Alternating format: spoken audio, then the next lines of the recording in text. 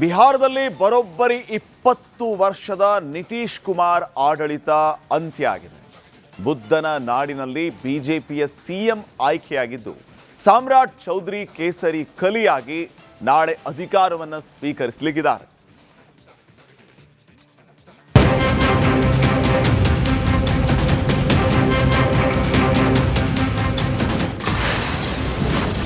ಬುದ್ಧನ ನಾಡಿಗೆ ಬರಲಿದ್ದಾರೆ ಬಿಜೆಪಿ ಸಿಎಂ.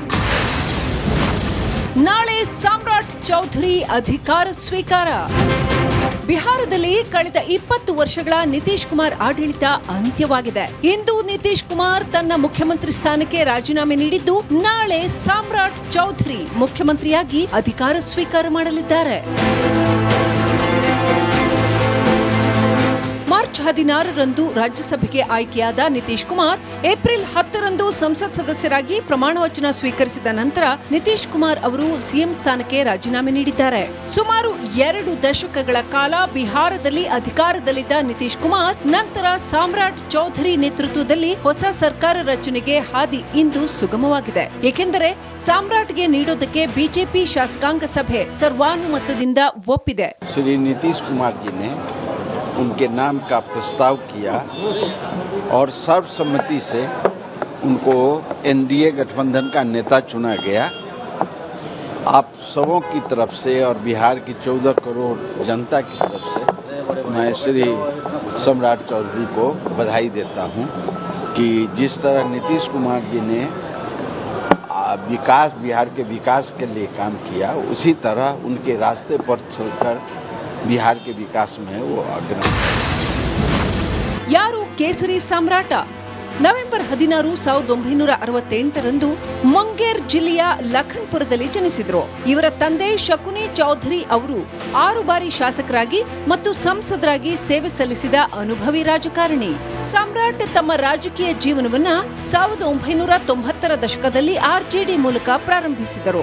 1999ರಲ್ಲಿ ರಾಬ್ರಿ ದೇವಿ ಸರ್ಕಾರದಲ್ಲಿ ಕೃಷಿ ಸಚಿವರಾಗಿ ಕಾರ್ಯನಿರ್ವಹಿಸಿದ್ರು. ಕಾರಣಾಂತರಗಳಿಂದ ಆರ್ಜೆಡಿ ತೊರೆದ ಅವರು 2014ರಲ್ಲಿ ಜೆಡಿಯು ಸೇರಿದ್ರು ಮತ್ತು ಜಿತಿನ್ ರಾಮ್ ಮಾಂಜಿ ಅವರ ಸರ್ಕಾರದಲ್ಲಿ ನಗರಾಭಿವೃದ್ಧಿ ಸಚಿವರಾಗಿ ಸೇವೆ ಸಲ್ಲಿಸಿದ್ದಾರೆ. 2017ರಲ್ಲಿ ಬಿಜೆಪಿ ಸೇರಿದ ಎಂಎಲ್ಸಿಯಾಗಿ ಆಯ್ಕೆಯಾದರು. ಜನವರಿ 2024ರಲ್ಲಿ ನಿತೀಶ್ ಕುಮಾರ್ ಮೈತ್ರಿ ಬದಲಿಸಿದಾಗ ಎನ್ಡಿಎ ಸರ್ಕಾರದಲ್ಲಿ ಉಪಮುಖ್ಯಮಂತ್ರಿಯಾಗಿ ಕಾರ್ಯನಿರ್ವಹಿಸಿದ್ದಾರೆ. ನಾಳೆಯೇ ಸಾಮ್ರಾಟ್ ಚೌಧರಿ ಪ್ರಮಾಣ ವಚನ ಸಮಾರಂಭ ನಿಗದಿಯಾಗಿದೆ. ಇದು ಬಿಹಾರದಲ್ಲಿ ಮುಖ್ಯಮಂತ್ರಿ ಹುದ್ದೆಯನ್ನ ಅಲಂಕರಿಸುವ ಮೊದಲ ರಾಷ್ಟ್ರೀಯ ಪಕ್ಷವಾಗಿದೆ. ಈ ರಾಜಕೀಯ ಬೆಳವಣಿಗೆಗಳ ನಡುವೆ ಬಿಹಾರದ ಬದಲಾಗುತ್ತಿರುವ ರಾಜಕೀಯ ಸಮೀಕರಣಗಳಲ್ಲಿ ಸಾಮ್ರಾಟ್ ಚೌಧರಿ ನಿರ್ಣಾಯಕರಾಗಿ ಹೊರಹೊಮ್ಮಿದ್ದಾರೆ ಅನ್ನೋದು ಸ್ಪಷ್ಟವಾಗಿದೆ. News day. ಬಿಹಾರದಲ್ಲಿ ಬರೋಬ್ಬರಿ 20 ವರ್ಷದ ನಿತೀಶ್ ಕುಮಾರ್ ಆಡಳಿತ ಅಂತ್ಯ ಆಗಿದೆ. ಬುದ್ಧನ ನಾಡಿನಲ್ಲಿ ಬಿಜೆಪಿಯ ಸಿಎಂ ಆಯ್ಕೆಯಾಗಿದ್ದು ಸಾಮ್ರಾಟ್ ಚೌಧರಿ ಕೇಸರಿ ಕಲಿಯಾಗಿ ನಾಳೆ ಅಧಿಕಾರವನ್ನು ಸ್ವೀಕರಿಸಲಿದ್ದಾರೆ.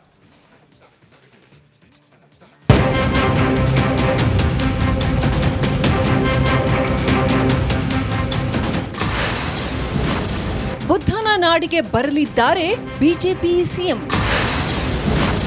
ನಾಳೆ ಸಾಮ್ರಾಟ್ ಚೌಧರಿ ಅಧಿಕಾರ ಸ್ವೀಕಾರ.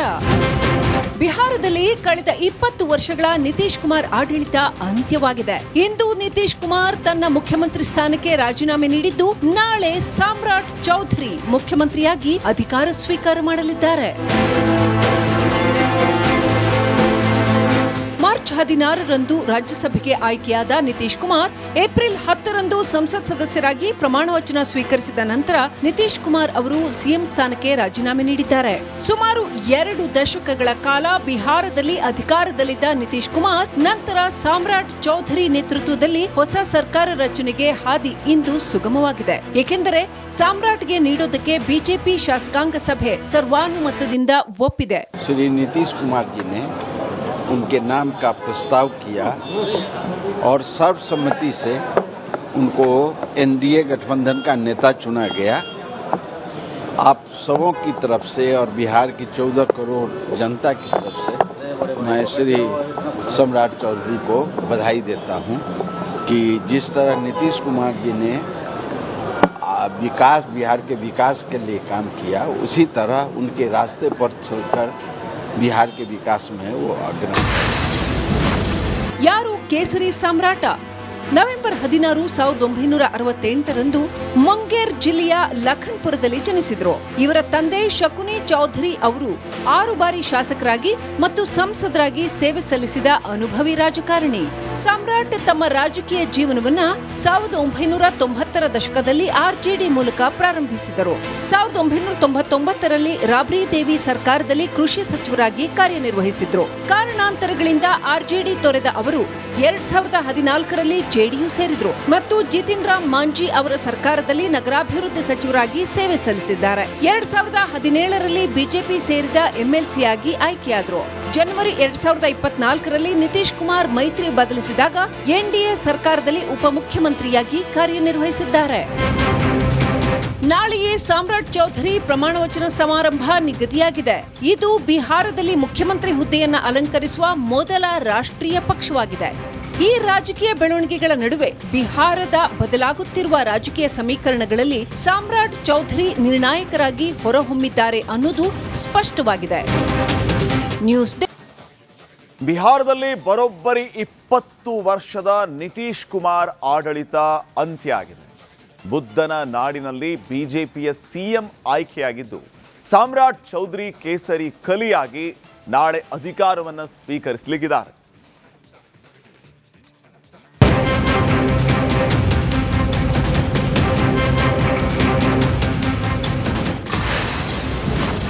ಬುದ್ಧನ ನಾಡಿಗೆ ಬರಲಿದ್ದಾರೆ ಬಿಜೆಪಿ ಸಿಎಂ. ನಾಳೆ ಸಾಮ್ರಾಟ್ ಚೌಧರಿ ಅಧಿಕಾರ ಸ್ವೀಕಾರ.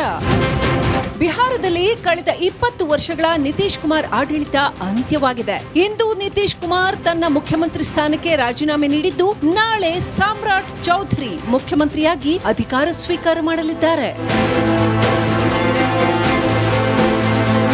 ಮಾರ್ಚ್ 16ರಂದು ರಾಜ್ಯಸಭೆಗೆ ಆಯ್ಕೆಯಾದ ನಿತೀಶ್ ಕುಮಾರ್ ಏಪ್ರಿಲ್ 10ರಂದು ಸಂಸತ್ ಸದಸ್ಯರಾಗಿ ಪ್ರಮಾಣವಚನ ಸ್ವೀಕರಿಸಿದ ನಂತರ ನಿತೀಶ್ ಕುಮಾರ್ ಅವರು ಸಿಎಂ ಸ್ಥಾನಕ್ಕೆ ರಾಜೀನಾಮೆ ನೀಡಿದ್ದಾರೆ. ಸುಮಾರು 2 ದಶಕಗಳ ಕಾಲ ಬಿಹಾರದಲ್ಲಿ ಅಧಿಕಾರದಲ್ಲಿದ್ದ ನಿತೀಶ್ ಕುಮಾರ್ ನಂತರ ಸಾಮ್ರಾಟ್ ಚೌಧರಿ ನೇತೃತ್ವದಲ್ಲಿ ಹೊಸ ಸರ್ಕಾರ ರಚನೆಗೆ ಹಾದಿ ಇಂದು ಸುಗಮವಾಗಿದೆ. ಏಕೆಂದರೆ ಸಾಮ್ರಾಟ್ಗೆ ನೀಡೋದಕ್ಕೆ ಬಿಜೆಪಿ ಶಾಸಕಾಂಗ ಸಭೆ ಸರ್ವಾನುಮತದಿಂದ ಒಪ್ಪಿದೆ. श्री नीतीश कुमार जी ने उनके नाम का प्रस्ताव किया और सर्वसम्मति से उनको एनडीए गठबंधन का नेता चुना गया.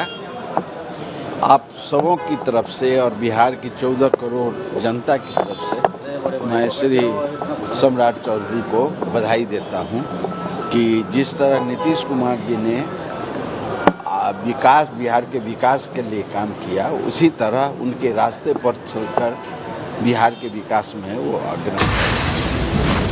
ಯಾರು ಕೇಸರಿ ಸಾಮ್ರಾಟ? ನವೆಂಬರ್ 16, 1968ರಂದು ಮುಂಗೇರ್ ಜಿಲ್ಲೆಯ ಲಖನ್ಪುರದಲ್ಲಿ ಜನಿಸಿದ್ರು. ಇವರ ತಂದೆ ಶಕುನಿ ಚೌಧರಿ ಅವರು 6 ಬಾರಿ ಶಾಸಕರಾಗಿ ಮತ್ತು ಸಂಸದರಾಗಿ ಸೇವೆ ಸಲ್ಲಿಸಿದ ಅನುಭವಿ ರಾಜಕಾರಣಿ. ಸಾಮ್ರಾಟ್ ತಮ್ಮ ರಾಜಕೀಯ ಜೀವನವನ್ನ 1990ರ ದಶಕದಲ್ಲಿ ಆರ್ಜೆಡಿ ಮೂಲಕ ಪ್ರಾರಂಭಿಸಿದರು.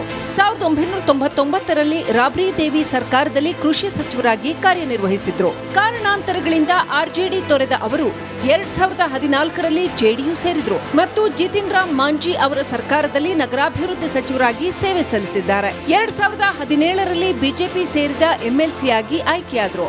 ಜನವರಿ 2024ರಲ್ಲಿ ನಿತೀಶ್ ಕುಮಾರ್ ಮೈತ್ರಿ ಬದಲಿಸಿದಾಗ ಎನ್ಡಿಎ ಸರ್ಕಾರದಲ್ಲಿ ಉಪಮುಖ್ಯಮಂತ್ರಿಯಾಗಿ ಕಾರ್ಯನಿರ್ವಹಿಸಿದ್ದಾರೆ. ನಾಳೆಯೇ ಸಾಮ್ರಾಟ್ ಚೌಧರಿ ಪ್ರಮಾಣವಚನ ಸಮಾರಂಭ ನಿಗದಿಯಾಗಿದೆ. ಇದು ಬಿಹಾರದಲ್ಲಿ ಮುಖ್ಯಮಂತ್ರಿ ಹುದ್ದೆಯನ್ನ ಅಲಂಕರಿಸುವ ಮೊದಲ ರಾಷ್ಟ್ರೀಯ ಪಕ್ಷವಾಗಿದೆ. ಈ ರಾಜಕೀಯ ಬೆಳವಣಿಗೆಗಳ ನಡುವೆ ಬಿಹಾರದ ಬದಲಾಗುತ್ತಿರುವ ರಾಜಕೀಯ ಸಮೀಕರಣಗಳಲ್ಲಿ ಸಾಮ್ರಾಟ್ ಚೌಧರಿ ನಿರ್ಣಾಯಕರಾಗಿ ಹೊರಹೊಮ್ಮಿದ್ದಾರೆ ಅನ್ನೋದು ಸ್ಪಷ್ಟವಾಗಿದೆ. ನ್ಯೂಸ್